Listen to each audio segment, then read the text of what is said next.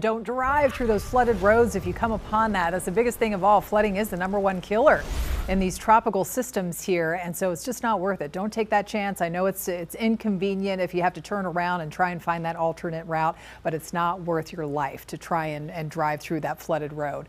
All right, so as we look at radar, we're not looking at so much of that out there right now. The rain so far today, light to moderate, nothing too intense just yet, but it has been steady most of the day as we look south and east of Charlotte. But we now have a heavier pocket of rain, and we are looking at some river flooding developing along the PD River at Cheraw a little bit later in the week after we get those rounds of heavier bands wrapping in. Thursday is still looking like the main day of impact coming up from the effects from Debby here. Most of the rain for the rest of tonight will remain where it is right now, more south and east of the Queen City. So people heading out to the soccer match out there tonight, the football match, will be looking okay unless we get that maybe quick pop-up downpour, and that's still a possibility, but don't worry about just it steadily raining for the next several hours or anything like that. Where we are seeing that, you can still see some heavier bands rolling in across coastal sections of the Tar Heel State and wrapping around counterclockwise at center of circulation. That is Debby off to our south.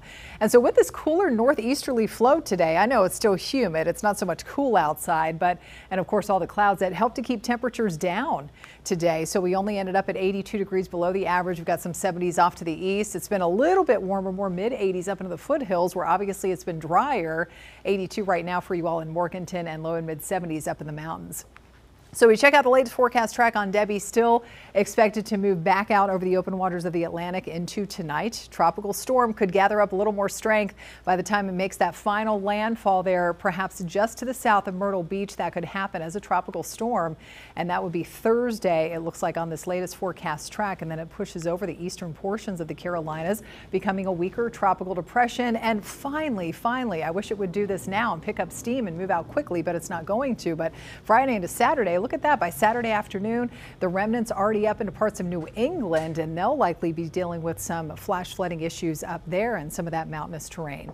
So 85 degrees for us tomorrow with more scattered downpours. It will be breezy at times. The rain for the rest of the night will be, as I said, in kind of some of the same places where we're seeing it right now. So it's not going to spread much north and westward yet, but we will have some spotty downpours trickling in, much like the past couple of days, across the Charlotte metro, north and west.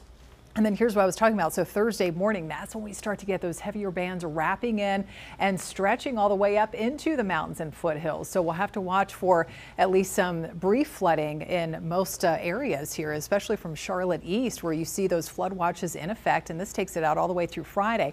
Tornado watch continues where you see the yellow closer to coastal sections of North and South Carolina. So how much rain are we talking? Notice those heavier pockets setting up on top of what you've already received, as much as 7 to 10 or so inches. And that's not out of the question around, say, Chesterfield County, Anson, Richmond County. Then the numbers drop off as we head north and west, but we could see 2 to 4 plus inches, some isolated higher amounts around the Charlotte metro east, and then much lower rainfall totals expected up in the mountains, but maybe up to 1 to 2 inches can't be ruled out for you all too there with some of those heavier bands wrapping in. And let's talk about the wind too. So it looks like the more impactful day when it comes to the gusty wind, that's going to be on Thursday as well. Wind gusts around 30 to 35, maybe close to 40 miles per hour can't be ruled out. And then the breezes kind of taper off a little bit into Friday. So you think about that. We've got the saturated ground, more of that happening, the gusty wind, and that will be enough to certainly topple some trees and lead to some scattered power outages. Mountain forecast, we've got the highest rain chances for you all coming in for Thursday and Friday, and then clearing out nicely. Look at that forecast for Sunday. Wall-to-wall sunshine up in the higher elevations, and we may have a little bit of a taste of fall. Look at this coming up Monday mornings, low temperatures, a little cooler with that lower humidity. It's going to be nice. You're watching Queen City News, the most local news in Charlotte. We'll be right back.